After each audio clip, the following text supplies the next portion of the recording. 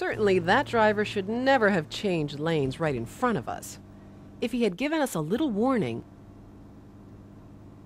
we could have been prepared.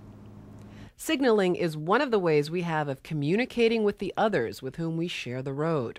Communicating means letting others know both where we are and what we plan to do. In some circles, it pays to be seen in the right company. On the road, it pays just to be seen. Looks clear to pass. Oops, it sure paid here. At night, headlights light up the road. During the day, they light up the cars. We don't need the candle power of full headlights. Special low-power daytime running lights serve the purpose and extend the life of the headlights. With or without daytime running lights, other drivers may have trouble seeing us.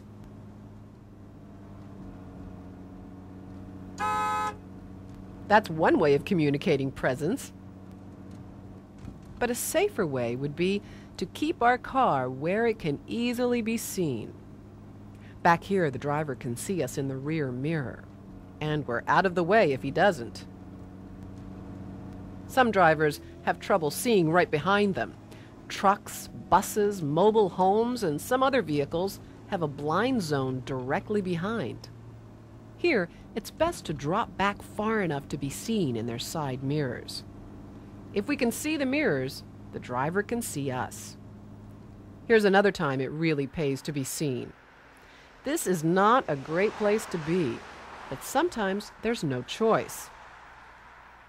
The first precaution is to stop where drivers can see the car from a distance, not just over a hill or around a curve. And we need to get as far off the road as possible. Emergency flashers make the car more visible and show that it's stopped. Emergency triangles placed well back give even more warning. Flares are even better, particularly at night. If none of these is available, someone with a cloth or flag will do. They need to be well upstream and well off the road. If help is needed, a cell phone or CB radio will give direct contact with an emergency service. Otherwise, putting the hood up and attaching a white cloth to the antenna, door handle, or window is a signal that help is needed. Remember this? A blast on the horn sure communicated our presence, but we could have done the same thing earlier. A light beep sends a simple "I'm here" message.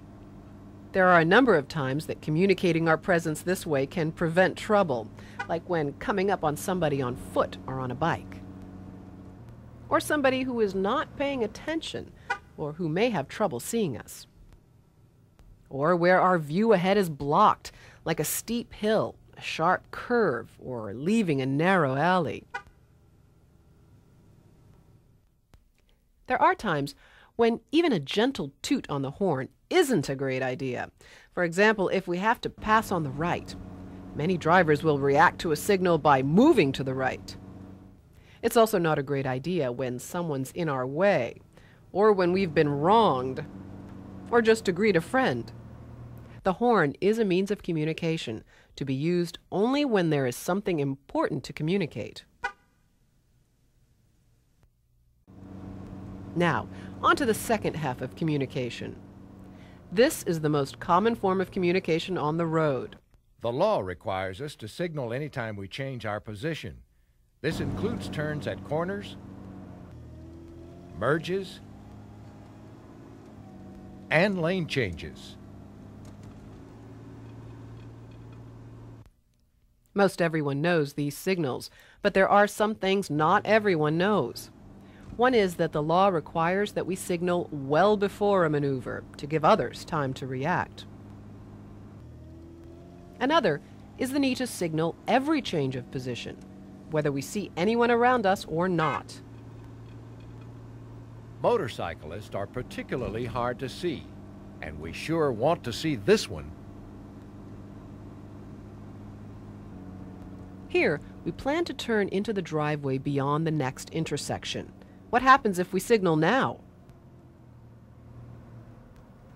The other driver assumed we planned to turn at the intersection. False signals can be just as bad as no signals. If we plan to turn beyond an intersection, we hold off signaling until we are well into the intersection. There's another false signal. He probably changed lanes back there a way and the signal didn't cancel. Straightening the wheel after a lane change may not automatically cancel the signal. It's best to do it by hand. How can we signal speed changes in advance?